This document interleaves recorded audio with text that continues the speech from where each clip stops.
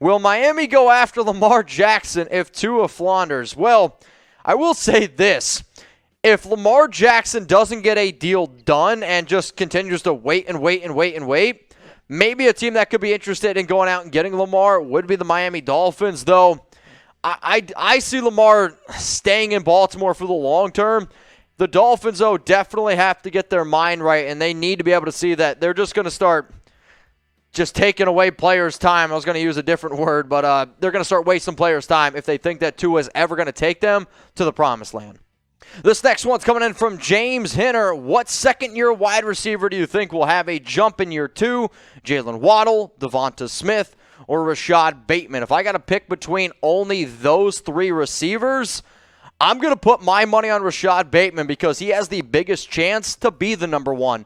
Baltimore traded away Marquise Hollywood Brown. He obviously added a lot of deep threat ability, but Bateman was a receiver that I did like a lot. They invested in him very highly in the first round coming out of Minnesota, and he's just simply going to get more targets. So for that reason, making the biggest jump is Rashad Bateman. If you were telling me I could draft all three of these receivers in fantasy football in a PPR league, I'll take Jaylen Waddle. In a standard league, I'll take Devonta Smith. Rashard Lee, who has drawn the ire of producer Jack for spamming, apparently. Jimmy G traded the Dolphins. I don't really get why they would do that. They have Tua, who is their young guy they could hope is their franchise QB. They also signed Teddy Bridgewater. Is Jimmy G better than Bridgewater? Yeah, probably. But I also would think that they committed to him, so why would they trade assets and pay big money for a backup because they're not going over Tua. So I don't see why Miami would end up doing that. Let's go to Titus Spiller. Did you see Tua underthrow Tyreek in that video? What do you think about that? Should we be concerned? I think that's concerned. Yes, I actually think Dolphin fans should be concerned, and I've never been a big fan of Tua Tagovailoa. He had a lot of hype coming out of Alabama, but when I hear things like Brian Flores saying that he didn't think that he loved football, or he doesn't work harder, seeing reports out there that he plays golf before some games, and that all Brian Flores ever asked him to do was play a little bit of less golf, spend more time in the playbook, spend more time trying to get your craft down, and Tua ignored him and just kept on playing golf. Like, that stuff does scare me. I saw the throw. Nobody here thinks that Tua has a strong arm. And I literally think since the hip injury, he doesn't have nearly as much torque. So I would be saying if Tua could be at a top 15 level, that's a playoff team. I just don't view Tua as a top 20 quarterback. So how about this? And I like this question. Shout out to Coop for coming up this. Will Tua start every game for the Dolphins this season? Remember, they went ahead and they signed Teddy Bridgewater, so there is some competition there in the background. Why for yes and for no, will Tua start every game for the Dolphins this season?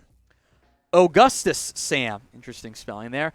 Better edge to target, Justin Houston or Melvin Ingram. So funnily enough, the Ravens and Chiefs both put the rarely used free agent tender on these two where they still qualify for comp picks. Otherwise, if no one signs them, they're going to basically have to re-sign at a slightly higher rate than what they made last year. So they could just go back with their teams, right?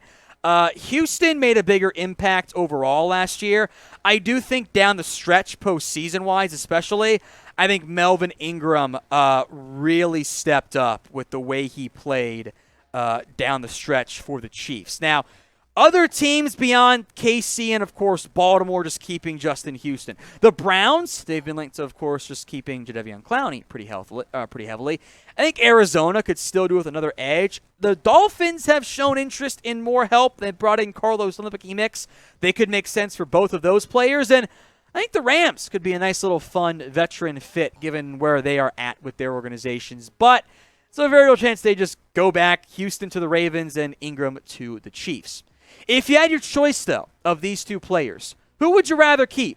Type in JH for Justin Houston or type in MI for Melvin Ingram. Let me know in the comments section right now. From Eastwood Satch, in your opinion, what team will jump from worst to first in their division this year? Okay, so I think Ravens have a really good shot because worst to first is a 2-game swing for them. They were 8-9 last year, last in the division. That would not be outlandish. The Broncos at 7-10 have a real chance for that. If Carolina can get a QB, which I don't know if they're going to be able to, they certainly make sense, but I would look at in particular Denver and Baltimore as the two most likely destinations because I don't believe in the Giants, the Jags, the Jets, the Lions, or Seattle quite that much. Brandon Kinder, is it fair to say Matthew Stafford is a top 4 QB? If we are trying to take what we are expecting this year out of quarterbacks, it's a little tough to go down that route. I think you're going to have to take Josh Allen over Matthew Stafford. I think you got to take Patrick Mahomes, maybe Russell Wilson.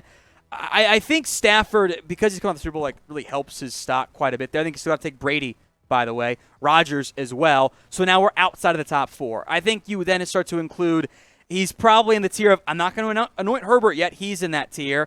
I think you're including guys like a Joe Burrow.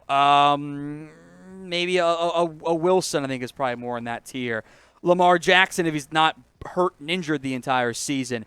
I think he's one of those QBs you feel really great about as your franchise guy, even as he does begin to age, but not quite top 4 for me.